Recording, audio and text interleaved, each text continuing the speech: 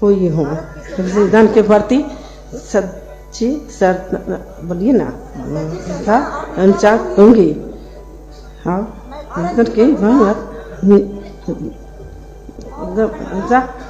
अखंडा अछूत रखूंगी।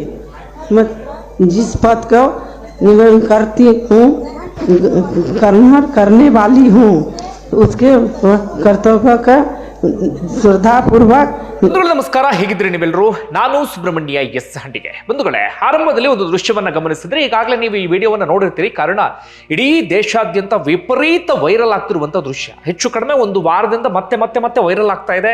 ನೀವು ಫೇಸ್ಬುಕ್ ಅಥವಾ ಬೇರೆ ಬೇರೆ ಆಪ್ಗಳನ್ನ ಸ್ಕ್ರಾಲ್ ಮಾಡುವಂತ ಸಂದರ್ಭದಲ್ಲಿ ಮತ್ತೆ ಈ ವಿಡಿಯೋ ಸಿಕ್ಕಿರಬಹುದು. ಹೀಗಾಗಿ ನಿಮ್ಮಲ್ಲಿ ಒಂದಷ್ಟು ಮಂದಿ ಕುತೂಹಲ ಇರಬಹುದು, ಯಾರು ಇವ್ರ ಹಿನ್ನೆಲೆ ಏನು ಅಂತ. ಆ ವಿಡಿಯೋ ಏನು ಅಂದ್ರೆ, ಅವರು ಎರಡೆರಡು ಬಾರಿ ಶಾಸಕಿಯಾಗಿ ಆಯ್ಕೆ ಆದಂತವರು, ಈ ಬಾರಿಯೂ ಕೂಡ ಶಾಸಕಿಯಾಗಿದ್ದಾರೆ. ಹೀಗಾಗಿ ಪ್ರಮಾಣ ವಚನವನ್ನು ಸ್ವೀಕರಿಸುವಂತ ಸಂದರ್ಭದಲ್ಲಿ ಅದನ್ನ ಬರೆದು ಕೊಟ್ಟಿದ್ದನ್ನ ಓದೋದಿಕ್ಕೂ ಕೂಡ ಅವರಿಗೆ ಸಾಧ್ಯ ಆಗ್ತಾ ಇಲ್ಲ. ಹಾಗೆ ಪಕ್ಕದಲ್ಲಿರುವಂತಹ ಶಾಸಕಿ ಅವರಿಗೆ ಹೇಳ್ಕೊಡ್ತಾ ಇದ್ದಾರೆ, ಆದ್ರೆ ಅವ್ರು ಹೇಳ್ಕೊಟ್ಟಿದ್ದನ್ನು ಕೂಡ ಇವರಿಗೆ ಉಚ್ಚಾರಣೆ ಮಾಡೋದಕ್ಕೆ ಬರ್ತಾ ಇಲ್ಲ. ಕಾರಣ ಇವರು ಶಾಲೆಯ ಮೆಟ್ಟಿಲನ್ನ ಹತ್ತೇ ಇಲ್ಲ, ಆದರೆ ಎರಡೆರಡು ಬಾರಿ ಶಾಸಕಿಯಾಗಿ ಮಾತ್ರ ಆಯ್ಕೆ ಆಗಿದ್ದಾರೆ. ನನ್ನ ಉದ್ದೇಶ ಶಾಲೆಯ ಮೆಟ್ಟಿಲನ್ನು ಹದ್ದೇ ಇರುವಂತವರು ಶಾಸಕರಾಗಲೇಬಾರದು ಅನ್ನೋದಲ್ಲ, ಆದ್ರೆ ಅದರಿಂದ ಆಗುವಂಥ ಸಮಸ್ಯೆಗಳೇನು ಅದರ ಬಗ್ಗೆ ನಾವು ಒಂದಷ್ಟು ವಿಚಾರವನ್ನ ಚರ್ಚೆ ಮಾಡಲೇಬೇಕಾಗುತ್ತೆ. ಬಂಧುಗಳೇ, ಅವರು ಯಾರು, ಅವ್ರ ಹಿನ್ನೆಲೆ ಏನು, ಬಹಳ ಇಂಟ್ರೆಸ್ಟಿಂಗ್ ಆಗಿದೆ, ಹೇಳ್ತಾ ಹೋಗ್ತೀನಿ ಕೇಳಿ. ಎಂತೆಂಥವರೆಲ್ಲ ನಮ್ಮಲ್ಲಿ ಅಧಿಕಾರವನ್ನ ನಡೆಸ್ತಾರೆ ಅನ್ನೋದು ನೀವು ಬಹಳ ಸ್ಪಷ್ಟವಾಗಿ ಅರ್ಥ ಆಗ್ತಾ ಹೋಗುತ್ತೆ. ಈಗಾಗಲೇ ವಿಪರೀತ ವೈರಲ್ ಆಗ್ತಿರುವ ಕಾರಣಕ್ಕಾಗಿ ಅವ್ರ ಬಗ್ಗೆ ಒಂದಷ್ಟು ಮಾಹಿತಿಯನ್ನು ಕೊಡ್ತಾ ಹೋಗ್ತೀನಿ. ಅದಕ್ಕೂ ಮುನ್ನ ಇನ್ನೊಂದು ವಿಚಾರವನ್ನ ಪ್ರಸ್ತಾಪ ಮಾಡಲೇಬೇಕು ನಾನು. ನಿಮ್ಮಲ್ಲಿ ಒಂದಷ್ಟು ಚೆನ್ನಾಗಿ ಅನಿಸ್ಬೋದು, ಏನು ಕೊರಿತಾನೆ, ಏನು ಲಾಗ್ ಮಾಡ್ತಾನೆ ಅಂತ ಅನಿಸ್ಬೋದು. ಆದರೆ ಈ ವಿಚಾರವನ್ನ ಎಲ್ಲೆಲ್ಲಿ ಪ್ರಸ್ತಾಪ ಮಾಡೋದಕ್ಕೆ ನನಗೆ ಅವಕಾಶ ಸಿಗುತ್ತೋ ಎಲ್ಲ ಕಡೆಗಳಲ್ಲೂ ಕೂಡ ನಾನು ಪ್ರಸ್ತಾಪ ಮಾಡ್ತಾನೆ ಇದ್ದೀನಿ. ಕಾರಣ ನಾವೆಲ್ಲರೂ ಕೂಡ ತಿಳ್ಕೊಳ್ಳೇಬೇಕಾಗಿರುವಂಥ ವಿಚಾರ ಇದು. ಬಂಧುಗಳೇ, ನಮ್ಮ ಅಪ್ಪ ಅಮ್ಮ ನಮಗೆ ಹೇಳ್ತಾ ಇದ್ರು, ಚೆನ್ನಾಗಿ ಓದಿ ಒಳ್ಳೆ ಉದ್ಯೋಗವನ್ನ ಹಿಡೀರಿ ಅಂತ. ನಾವೇನ್ ಮಾಡ್ತೀವಿ, ನಮ್ಮ ಮಕ್ಕಳಿಗೂ ಕೂಡ ಅದೇ ಮಾತನ್ನ ಹೇಳ್ತಾ ಇದ್ದೀವಿ. ಆದ್ರೆ ನಮ್ಮಲ್ಲಿ ಪರಿಸ್ಥಿತಿ ಹೇಗಿದೆ ಅಂದ್ರೆ, ಸಾಕಷ್ಟು ಮಂದಿ ಪೋಷಕರಿಗೂ ಆಸೆ ಇರುತ್ತೆ, ನಮಗೂ ಆಸೆ ಇರುತ್ತೆ ಸರ್ಕಾರಿ ಉದ್ಯೋಗವನ್ನ ಹಿಡಿಬೇಕು ಅಂತ ಹೇಳಿ. ಆದ್ರೆ ನಮ್ಮಲ್ಲಿ ಪರಿಸ್ಥಿತಿ ಹೇಗಿದೆ ಅಂದ್ರೆ, ನಾವು ಅದೆಷ್ಟೇ ಚೆನ್ನಾಗಿ ಓದ್ಕೊಂಡಿರ್ಲಿ, ಅದಕ್ಕೆ ಬೇಕಾದಂತ ತಯಾರಿಯನ್ನ ಮಾಡ್ಕೊಂಡಿರ್ಲಿ, ಆದ್ರೆ ಸರ್ಕಾರಿ ಉದ್ಯೋಗವನ್ನ ಪಡೆಯೋದಿಕ್ಕೆ ಸಾಧ್ಯ ಆಗದಂತ ಪರಿಸ್ಥಿತಿ ನಮ್ಮ ದೇಶ, ನಮ್ಮ ರಾಜ್ಯದಲ್ಲಿ ಸೃಷ್ಟಿಯಾಗಿಬಿಟ್ಟಿದೆ. ಕಾರಣ, ನಮ್ಮ ರಾಜ್ಯದ ಉದಾಹರಣೆಯನ್ನ ತೆಗೆದುಕೊಳ್ಳೋದಾದ್ರೆ, ನಮ್ಮಲ್ಲಿ ಇರೋದು 7.5 ಲಕ್ಷದಷ್ಟು ಸರ್ಕಾರಿ ಪೋಸ್ಟ್ಗಳು. ಅದರಲ್ಲಿ 2.25 ಲಕ್ಷ ಖಾಲಿ ಉಳ್ಕೊಂಡಿದೆ. ಆದರೆ ಹೆಚ್ಚು ಕಡಿಮೆ 2-3 ವರ್ಷಗಳಿಂದ ಅಥವಾ 3-4 ವರ್ಷಗಳಿಂದ ಶಿಕ್ಷಣ ಇಲಾಖೆ, ಗ್ರಾಮೀಣಾಭಿವೃದ್ಧಿ ಇಲಾಖೆ, ಪೊಲೀಸ್ ಇಲಾಖೆ ಸೇರಿದಂತೆ ಬೇರೆ ಬೇರೆ ಇಲಾಖೆಗಳಲ್ಲಿ ಯಾವುದೇ ರಿಕ್ರೂಟ್ಮೆಂಟ್ ಪ್ರಕ್ರಿಯೆ ನಡೀತಾನೆ ಇಲ್ಲ. ನಾನು ಕಷ್ಟಪಟ್ಟು ಓದಂಥವನು, ಕನಸನ್ನ ಕಟ್ಕೊಂಡಂಥವನು ಒಂದು ಹಂತಕ್ಕೆ ಏಜ್ ಬಾರ್ ಆಗಿ ಹೋಗಿಬಿಡುತ್ತೆ, ವಯಸ್ಸಿನ ಮಿತಿ ಮೀರಿ ಹೋಗಿಬಿಡುತ್ತೆ. ಅಷ್ಟೆಲ್ಲ ಓದಿ, ಅಷ್ಟೆಲ್ಲ ಕಷ್ಟಪಟ್ಟು ನನ್ನ ಕನಸಾಗಿಯೇ ಉಳಿತಾ ಇದೆ. ಇಂತಹ ಪರಿಸ್ಥಿತಿಯನ್ನ ನಮ್ಮ ರಾಜ್ಯದಲ್ಲಿ ಸಾಕಷ್ಟು ಮಂದಿ ಫೇಸ್ ಮಾಡ್ತಾ ಇದ್ದಾರೆ. ಆದರೆ ನಾಚಿಕೆ, ಮಾನ, ಮರ್ಯಾದೆ ಎಲ್ಲವನ್ನೂ ಕೂಡ ಬಿಟ್ಟಂಥವರು ಆರಾಮಾಗಿದ್ದಾರೆ. ಬಿಟ್ಟರೆ ಇದಕ್ಕೆ ಸಂಬಂಧಪಟ್ಟ ಹಾಗೆ ಯಾವುದೇ ರೀತಿಯಲ್ಲೂ ಕೂಡ ತಲೆ ಕೆಡಿಸ್ಕೊಳ್ತಾ ಇಲ್ಲ. ಬರೀ ರಾಜ್ಯ ಅಂತಲ್ಲ, ಸೆಂಟ್ರಲ್ಲೂ ಅದೇ ಹಣೆಬರ. ಅವರು ಭಾಷಣ ನೋಡಬೇಕು, ನಾವು ಉದ್ಯೋಗವನ್ನ ಸೃಷ್ಟಿ ಮಾಡ್ತೀವಿ, ಹಾಗೆ ಮಾಡ್ತೀವಿ, ಹೀಗೆ ಮಾಡ್ತೀವಿ ಅಂತೇಳಿ. ಅಲ್ಲೂ ಕೂಡ ಹೆಚ್ಚು ಕಡಿಮೆ 9.25 ಲಕ್ಷದಷ್ಟು ಹಾಗೆ ಬಾಕಿ ಉಳ್ಕೊಂಡಿದೆ. ಅಲ್ಲೂ ಸರಿಯಾದ ರೀತಿಯಲ್ಲಿ ರಿಕ್ರೂಟ್ಮೆಂಟ್ ಪ್ರಕ್ರಿಯೆ ನಡೀತಾ ಇಲ್ಲ. ಮತ್ತೊಂದು ಕಡೆಯಿಂದ ಆ ಪ್ರಕ್ರಿಯೆ ಆರಂಭ ಆದ್ರೂ ಕೂಡ ನಮ್ಮಲ್ಲಿರುವಂತಹ ಈ ದರಿದ್ರ ಸಂಸ್ಥೆಗಳು, ಪರೀಕ್ಷೆ ನಡೆಸುವಂತ ಸಂಸ್ಥೆಗಳು ಅಥವಾ ರಿಕ್ರೂಟ್ಮೆಂಟ್ ಮಾಡುವಂತ ಸಂಸ್ಥೆಗಳು, ಉದಾಹರಣೆ KPSC ಅಂತ ಸಂಸ್ಥೆಗಳು, ಅವರ ಲಂಚ, ಅವರ ಭ್ರಷ್ಟಾಚಾರ, ಅವರ ಆ ಕೆಟ್ಟ ಮನಸ್ಥಿತಿ, ಇದರಿಂದ ಎಷ್ಟೋ ಯುವಕ ಯುವತಿಯರು ಇವತ್ತು ಸಫರ್ ಆಗುವಂತ ಪರಿಸ್ಥಿತಿ ನಮ್ಮ ದೇಶದಲ್ಲಿದೆ. ಯಾವಾಗ ಇದೆಲ್ಲವೂ ಕೂಡ ಸರಿಯಾಗುತ್ತೆ ಒಂದು ಕೂಡ ಗೊತ್ತಾಗ್ತಿಲ್ಲ. ಪಾಪ ದಿನ ಬೆಳಗಾದ್ರೆ ಪ್ರತಿಭಟನೆ ಮಾಡೋದು, ಬೀದಿಗಿಳಿಯೋದು, ಹೋರಾಟ ಮಾಡೋದು, ಇಷ್ಟಕ್ಕೆ ಅವರ ಬದುಕು ಸೀಮಿತ ಆಗಿ ಹೋಗ್ತಾ ಇದೆ.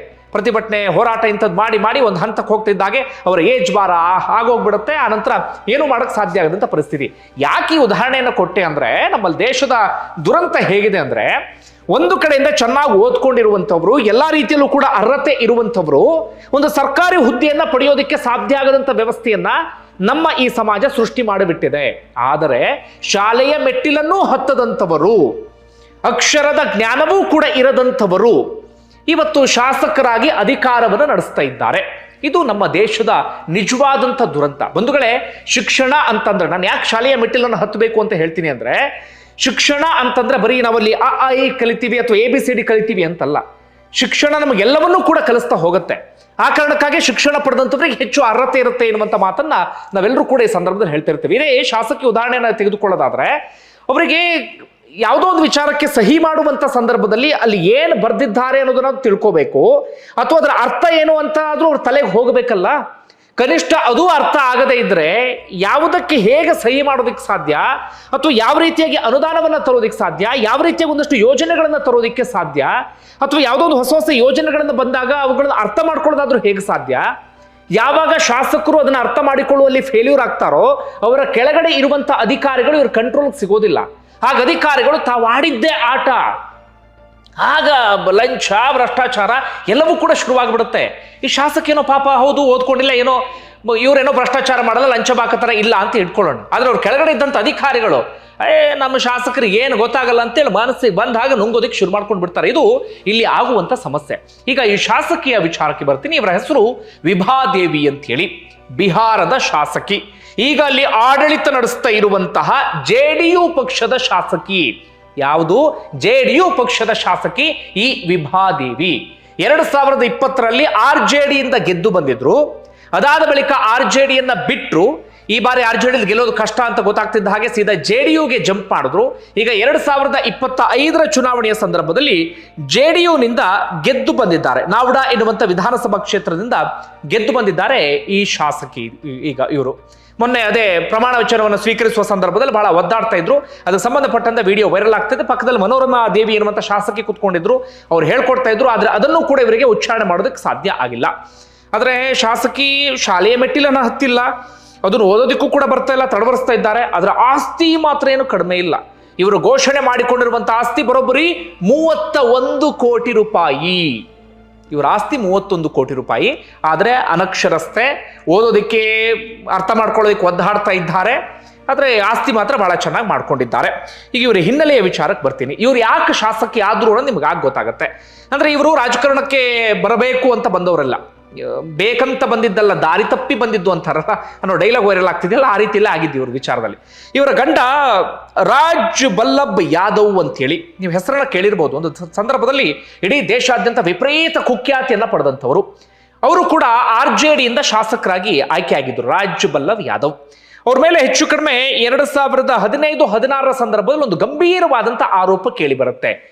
ಏನು ಆರೋಪ ಅಂದ್ರೆ, ಓರ್ವ ಅಪ್ರಾಪ್ತ ಹೆಣ್ಣು ಮಗಳನ್ನ 30,000 ರೂಪಾಯಿಗೆ ಪರ್ಚೇಸ್ ಅನ್ನ ಮಾಡಿದ್ರಂತೆ. ಇದನ್ನು ಕೇಳಿದಾಗ ನಂಬೋದು ಬಹಳ ಕಷ್ಟ ಅನ್ಸ್ಬಿಡುತ್ತೆ. ಇಂಥದ್ದೆಲ್ಲವೂ ನಡೆಯುತ್ತಾ ಅಂತ ನಮಗೆ ಅಚ್ಚರಿ ಆಗುತ್ತೆ. ಆದರೆ ಬಿಹಾರದಲ್ಲಿ ಎಲ್ಲವೂ ಕೂಡ ನಡೆಯುತ್ತೆ. ಆ ಕಾರಣಕ್ಕಾಗಿ ಬಿಹಾರವನ್ನು ಗೂಂಡಾ ರಾಜ್ಯ ಅಂತೀವಿ, ಜಂಗಲ್ ರಾಜ್ ಅಂತೀವಿ, ಇನ್ನೇನೋ ಕರಿತೀವಿ. ನಮ್ಗೆ ಎಷ್ಟೋ ಸಂದರ್ಭ ನಮ್ಗೆ ಅನ್ಸುತ್ತೆ ನಮ್ಮ ಕರ್ನಾಟಕದಲ್ಲಿ ಹುಟ್ಟೋದಕ್ಕೆ ನಾವು ಪುಣ್ಯ ಮಾಡಿದ್ದೀವಿ ಅಂತ. ಅಂದ್ರೆ ಅಂಥದ್ದೆಲ್ಲವನ್ನೂ ಕೂಡ ನಾವು ಆ ರಾಜ್ಯಗಳಲ್ಲಿ ನೋಡ್ತೀವಿ. ಈ ಶಾಸಕ RJDಯ ಶಾಸಕ ರಾಜ್ ಬಲ್ಲಭ್ ಯಾದವ್, ಇವ್ರ ಮೇಲೆ ಕೇಳಿ ಬಂದಂತ ಆರೋಪ, ಓರ್ವ ಅಪ್ರಾಪ್ತ ಬಾಲಕಿಯನ್ನ 30,000 ರೂಪಾಯಿ ಹಣಕ್ಕೆ ಪರ್ಚೇಸ್ ಅನ್ನ ಮಾಡಿರ್ತಾರೆ. ಅದಾದ ಬಳಿಕ ಆ ಬಾಲಕಿಯನ್ನ ತನಗೆ ಬೇಕಾದ ರೀತಿಯಲ್ಲಿ ಬೆಳೆಸಿಕೊಂಡಿರ್ತಾರೆ. ಆ ಬಾಲಕಿಗೆ ಸಹಿಸಿಕೊಳ್ಳುವಷ್ಟು ದಿನ ಅದನ್ನ ಸಹಿಸಿಕೊಂಡು ಅದಾದ ಬಳಿಕ ಆ ಬಾಲಕಿ ಹೋಗಿ ದೂರನ್ನ ಕೊಡ್ತಾರೆ. ದೂರು ಕೊಡ್ತಾ ಇದ್ದ ಹಾಗೆ ಆ ವಿಚಾರ ತೀರ ಗಂಭೀರ ಸ್ವರೂಪವನ್ನು ಪಡೆದುಕೊಳ್ಳುತ್ತೆ. ಅಂತಿಮವಾಗಿ ಈ ಬಾಲಕಿ ಮೇಲೆ ಅತ್ಯಾಚಾರ ಪ್ರಕರಣಕ್ಕೆ ಸಂಬಂಧಪಟ್ಟ ಹಾಗೆ ರಾಜ್ ಬಲ್ಲಭ್ ಯಾದವ್ನನ್ನ ಅರೆಸ್ಟ್ ಕೂಡ ಮಾಡಲಾಗುತ್ತೆ. ಅರೆಸ್ಟ್ ಮಾಡಿ ಅಂತಿಮವಾಗಿ ಕೆಳಹಂತದ ನ್ಯಾಯಾಲಯ ತನ್ನ ತೀರ್ಪನ್ನು ಕೂಡ ಪ್ರಕಟ ಮಾಡುತ್ತೆ. ಸೂಕ್ತ ಸಾಕ್ಷ್ಯಾಧಾರಗಳ ಆಧಾರದ ಮೇಲೆ ಕೆಳಹಂತದ ನ್ಯಾಯಾಲಯ ತನ್ನ ತೀರ್ಪನ್ನ ಪ್ರಕಟ ಮಾಡುತ್ತೆ. ಏನಂತ? ರಾಜ್ ಬಲ್ಲಭ್ ಯಾದವ್ ಅಪರಾಧಿ, ನಾವು ಜೀವಾವಧಿ ಶಿಕ್ಷೆಯನ್ನು ವಿಧಿಸ್ತಿದ್ದೀವಿ ಅಂತೇಳಿ ತನ್ನ ತೀರ್ಪನ್ನ ಪ್ರಕಟ ಮಾಡಿಬಿಡುತ್ತೆ. ಜೀವನ ಪರ್ಯಂತ ಶಿಕ್ಷೆಯನ್ನು ವಿಧಿಸಬೇಕು ಅಂತ ಹೇಳಿ. ಹೀಗಾಗಿ ರಾಜ್ ಬಲ್ಲಭ್ ಯಾದವ್ ಹೆಚ್ಚು ಕಡಿಮೆ 2018ರ ಸಂದರ್ಭದಲ್ಲಿ ಸಿಟ್ಟಿಂಗ್ MLA ಆಗಿದ್ದ ಸಂದರ್ಭದಲ್ಲೇ ತನ್ನ ಶಾಸಕ ಸ್ಥಾನದಿಂದ ವಜಾಗೊಳ್ಳುವಂತ ಪರಿಸ್ಥಿತಿ ಎದುರಾಗುತ್ತೆ. RJD ಪಕ್ಷದಿಂದಲೂ ಕೂಡ ಹೊರಗಡೆ ಹಾಕಿಬಿಡ್ತಾರೆ. ಹೆಚ್ಚು ಕಡಿಮೆ ರಾಜ್ ಬಲ್ಲಭ್ ಯಾದವ್ ಜೈಲು ಸೇರಿ ಶಿಕ್ಷೆಯನ್ನು ಅನುಭವಿಸೋದಕ್ಕೆ ಶುರು ಮಾಡ್ಕೊಂಡು ಬಿಡ್ತಾರೆ. ರಾಜಕೀಯ ಜೀವನವೂ ಕೂಡ ಎಂಡ್ ಎನ್ನುವ ಹಂತಕ್ಕೆ ಬಂದುಬಿಡುತ್ತೆ. ಆದ್ರೆ ಒಮ್ಮೊಮ್ಮೆ ಏನಾಗ್ಬಿಡುತ್ತೆ, ನಮ್ಮ ಕಾನೂನು ಬಹಳಷ್ಟು ಅವಕಾಶಗಳನ್ನ ಮಾಡ್ಕೊಟ್ಬಿಡುತ್ತೆ. ನಮಗಾಗಲೇ ಅನ್ಸೋದು ಕೆಳ ಹಂತದ ನ್ಯಾಯಾಲಯ ತೀರ್ಪು ಸರಿನಾ, ಮೇಲ್ ಹಂತದ ನ್ಯಾಯಾಲಯದ ತೀರ್ಪು ಸರಿನಾ, ಇವ್ರು ಯಾಕೆ ಹೀಗೆ ತೀರ್ಪು ಕೊಟ್ರು, ಅವ್ರು ಯಾಕೆ ಆಗ ತೀರ್ಪು ಕೊಟ್ರು ಅಂತ ಹೇಳಿ. ಮೊನ್ನೆ ಆಗಸ್ಟ್ ತಿಂಗಳಲ್ಲಿ ಪಾಟ್ನಾ ಹೈಕೋರ್ಟ್ ತೀರ್ಪನ್ನು ಕೊಡುತ್ತೆ. ಏನಂತ ಹೇಳಿ, ಈ ವ್ಯಕ್ತಿ ನಿರಪರಾಧಿ. ಕಾರಣ ಏನು? ಸಾಕ್ಷ್ಯಾಧಾರಗಳ ಕೊರತೆ. ಇಡೀ ಮಾಧ್ಯಮ ಜಗತ್ತಿನಿಂದ ಹಿಡಿದು ರಾಜಕೀಯ ವಲಯದಿಂದ ಹಿಡಿದು ಪ್ರತಿಯೊಬ್ಬರಿಗೂ ಕೂಡ ಅಚ್ಚರಿ ಆಗಿಬಿಡ್ತು. ಯಾಕಂದ್ರೆ ಕಣ್ಣಿಗೆ ಕಾಣುವ ರೀತಿಯಲ್ಲಿ ಸಾಕಷ್ಟು ಸಾಕ್ಷಿಗಳೆಲ್ಲವೂ ಕೂಡ ಇತ್ತು. ಆದ್ರೂ ಹೇಗಪ್ಪ ಈ ವ್ಯಕ್ತಿ ನಿರಪರಾಧಿ ಅಂತ ಹೇಳಿ ತೀರ್ಪು ಬಂತು ಅಂತ ಹೇಳಿ ಬಹಳ ದಿನಗಳ ಕಾಲ ಚರ್ಚೆ ಎಲ್ಲವೂ ಕೂಡ ನಡೆದಿತ್ತು. ನಮಗಾಗಲೇ ಬಹಳ ಗೊಂದಲ ಮೂಡೋದು. ಅಂದ್ರೆ ಕೆಳಹಂತದ ನ್ಯಾಯಾಲಯ ಆ ರೀತಿಯಾಗಿ ತೀರ್ಪು ಕೊಟ್ಟಿತ್ತು. ಏನಂತ? ಸೂಕ್ತ ಸಾಕ್ಷ್ಯಾಧಾರಗಳ ಆಧಾರದ ಮೇಲೆ ನಾವು ಅಪರಾಧಿ ಅಂತ ಹೇಳಿ ತೀರ್ಪನ್ನು ಕೊಡ್ತಿದ್ದೀವಿ ಅಂತ ಹೇಳಿ. ಅದೇ ಪಾಟ್ನಾ ಹೈಕೋರ್ಟ್ ಹೇಳುತ್ತೆ ಸಾಕ್ಷ್ಯಾಧಾರಗಳೇ ಇಲ್ಲ, ಆ ಕಾರಣಕ್ಕಾಗಿ ನಿರಪರಾಧಿ ಅಂತ ಬಿಡುಗಡೆ ಮಾಡ್ತಿದ್ದೀವಿ ಅಂತ ಹೇಳಿ. ಇವರಿಗೆ ಹಾಗಾದ್ರೆ ಸಿಕ್ಕಿದ್ದು ಸೂಕ್ತ ಸಾಕ್ಷ್ಯಾಧಾರ ಯಾವುದು? ಅವ್ರಿಗೆ ಹಾಗಾದ್ರೆ ಸಿಗದೇ ಇರುವಂತಹ ಸಾಕ್ಷ್ಯಾಧಾರ ಯಾವುದು? ಆ ಗ್ಯಾಪ್ ಅಲ್ಲಿ ಏನಾಯ್ತು ಸಹಜವಾಗಿ ಮೂಡುವಂತ ಪ್ರಶ್ನೆ. ಒಟ್ಟಾರೆಯಾಗಿ ಇವರು ಆಗ RJDಯಿಂದ ಡಿಸ್ಕ್ವಾಲಿಫೈ ಆದ್ರು, ಶಾಸಕ ಸ್ಥಾನದಿಂದ ಕೂಡ ಕಿತ್ತೊಗೆಯಲಾಯ್ತು, ಇಂಥದ್ದೆಲ್ಲ ಬೆಳವಣಿಗೆ ಆಯ್ತು. ಆಗ ಎಂಟ್ರಿ ಕೊಟ್ಟಿದ್ದು ಇವರ ಪತ್ನಿಯಾಗಿರುವಂತ ವಿಭಾದೇವಿ. ಈಗ ನಾನು ಹೇಳೋದಕ್ಕೆ ಬಂದಿರುವಂತ ವಿಚಾರ ಏನಪ್ಪಾ ಅಂದ್ರೆ, ರಾಜ್ ಬಲ್ಲವ್ ಯಾದವ್ ವಿರುದ್ಧ ಅಷ್ಟು ಗಂಭೀರವಾದಂತ ಆರೋಪ ಕೇಳಿ ಬಂದಿತ್ತು. ಓರ್ವ ಬಾಲಕಿಯನ್ನ ಬಳಸ್ಕೊಂಡಂತ ಆರೋಪ, ಓರ್ವ ಬಾಲಕಿಯನ್ನ ಪರ್ಚೇಸ್ ಮಾಡಿದಂತ ಆರೋಪ ಎಲ್ಲವೂ ಕೂಡ ಕೇಳಿ ಬಂದಿತ್ತು. ಇಡೀ ದೇಶಾದ್ಯಂತ ಸುದ್ದಿಯಾಗಿತ್ತು. ಆದ್ರೂ ಕೂಡ ನೋಡಿ, RJD ಪಕ್ಷದವರು ದೊಡ್ಡ ದೊಡ್ಡ ಭಾಷಣವನ್ನ ಮಾಡ್ತಾರೆ. ಆ ನಾವಡ ವಿಧಾನಸಭಾ ಕ್ಷೇತ್ರದಲ್ಲಿ ಬೇರೆ ಯಾರಿಗಾದ್ರೂ ಒಂದು ಫ್ರೆಶ್ ಕ್ಯಾಂಡಿಡೇಟ್ ಟಿಕೆಟ್ ಕೊಡೋಣ ಅಂತ ಯೋಚನೆ ಮಾಡಲಿಲ್ಲ. ಅದರ ಬದಲಾಗಿ ಜೈಲಿನಲ್ಲಿ ಇರುವಂತ ಶಿಕ್ಷೆಯನ್ನ ಅನುಭವಿಸ್ತಿರುವಂತ ವ್ಯಕ್ತಿಯ ಪತ್ನಿಗೆ ಟಿಕೆಟ್ ಅನ್ನ ಕೊಡ್ತಾರೆ, ವಿಭಾದೇವಿಗೆ. ವಿಭಾದೇವಿಗೆ ಆಗ ಯಾವುದೇ ಅರ್ಹತೆಯೂ ಕೂಡ ಇರಲಿಲ್ಲ. ಅಂದ್ರೆ ಅವ್ರಿಗೆ ಸರಿಯಾದಂತ ಎಜುಕೇಶನ್ ಇರಲಿಲ್ಲ, ರಾಜಕಾರಣದ ಬಗ್ಗೆ ಯಾವುದೇ ಮಾಹಿತಿಯೂ ಕೂಡ ಇರಲಿಲ್ಲ, ಏನೂ ಕೂಡ ಇರಲಿಲ್ಲ. ಆದ್ರೆ ಆ ಅಪರಾಧಿಯ ಪತ್ನಿಗೆ ಟಿಕೆಟ್ ಅನ್ನ ಕೊಟ್ಟು ಬಿಡ್ತಾರೆ RJD ಅವರು. ಅದು ಒಂದು ವಿಚಾರ ಬಿಡಿ, ಅವ್ರು RJD ಅವ್ರು ಏನೋ ಮಾಡಿದ್ರು. ಆದ್ರೆ ನಾವು ಜನ ಹೇಗಿದ್ದೀವಿ, ನಾವು ಭ್ರಷ್ಟರಾಗ್ಬಿಟ್ಟಿದ್ದೀವಿ. ಈ ದೇಶದಲ್ಲಿ ಎಡವಟ್ಟಾಗ್ತಿರೋದು, ಈ ದೇಶದಲ್ಲಿ ನಿಜವಾದ ಸಮಸ್ಯೆ ಯಾರು ಅಂದ್ರೆ ನಾವೇ. ಯಾಕೆ ಹೇಳಿ? ಅವ್ರನ್ನ ಬಹಳ ದೊಡ್ಡ ಮತಗಳ ಅಂತರದಿಂದ ಜನರು ಕೂಡ ಗೆಲ್ಲಿಸ್ಬಿಡ್ತಾರೆ. ಓರ್ವ ಅಪರಾಧಿಯ ಪತ್ನಿಯನ್ನ ದೊಡ್ಡ ಮತಗಳ ಅಂತರದಿಂದ ಜನರು ಕೂಡ ಗೆಲ್ಲಿಸ್ಬಿಡ್ತಾರೆ 2020 ಸಂದರ್ಭದಲ್ಲಿ. ಅದಾದ ಬಳಿಕ ಬೇರೆ ಬೇರೆ ಕಾರಣಗಳಿಗೆ RJDಯಿಂದ ಹೊರಗಡೆ ಬರ್ತಾರೆ. ಅದಾದ ಬಳಿಕ ಅವ್ರು ಸೇರಿದ್ದು ಯಾವುದಕ್ಕೆ? JDUಗೆ. ನಿತೀಶ್ ಕುಮಾರ್ ಅವ್ರನ್ನ ಹೇಳ್ತಿರ್ತೀವಿ, ಕ್ಲೀನ್ ಇಮೇಜ್ ರಾಜಕಾರಣಿ, ಈ ಜಂಗಲ್ ರಾಜನಿಂದ ಅಥವಾ ಗೂಂಡಾ ರಾಜನಿಂದ ಬಿಹಾರವನ್ನ ಹೊರಗಡೆ ತರೋದಕ್ಕೆ ಪ್ರಯತ್ನ ಪಡ್ತಿರುವಂತ ರಾಜಕಾರಣಿ ಅಂತ ಹೇಳಿ. ಅವ್ರ ಜೊತೆಗೆ ಕೈ ಜೋಡಿಸ್ತವ್ರ ಯಾರು? ನರೇಂದ್ರ ಮೋದಿ ಅವರು. ಬೇಟಿ ಬಚಾವೋ ಬೇಟಿ ಪಡಾವೋ ಅಂತ ಹೇಳಿ ಭಾಷಣವನ್ನ ಮಾಡುವಂತ ನರೇಂದ್ರ ಮೋದಿ ಅವರು ಕೈ ಜೋಡಿಸಿದ್ದಾರೆ. ಒಂದ್ ಕಡೆ ನರೇಂದ್ರ ಮೋದಿ, ಒಂದ್ ಕಡೆ ನಿತೀಶ್ ಕುಮಾರ್. ಅದೇ ನಿತೀಶ್ ಕುಮಾರ್ ಕೊನೆಗೆ ಯಾರಿಗೆ ಟಿಕೆಟ್ ಅನ್ನ ಕೊಡ್ತಾರೆ? RJDಯಿಂದ ಹೊರಗಡೆ ಬಂದ ಸಂದರ್ಭದಲ್ಲಿ ಯಾರು ಅಪರಾಧಿ ಅಂತ ಜೈಲಲ್ಲಿ ಇರ್ತಾರೋ ಅವರ ಪತ್ನಿಗೆ JDU ಕೂಡ ಟಿಕೆಟ್ ಕೊಡುತ್ತೆ. RJDನೂ ಕೊಟ್ಟಿತ್ತು, JDU ಕೂಡ ಕೊಡುತ್ತೆ.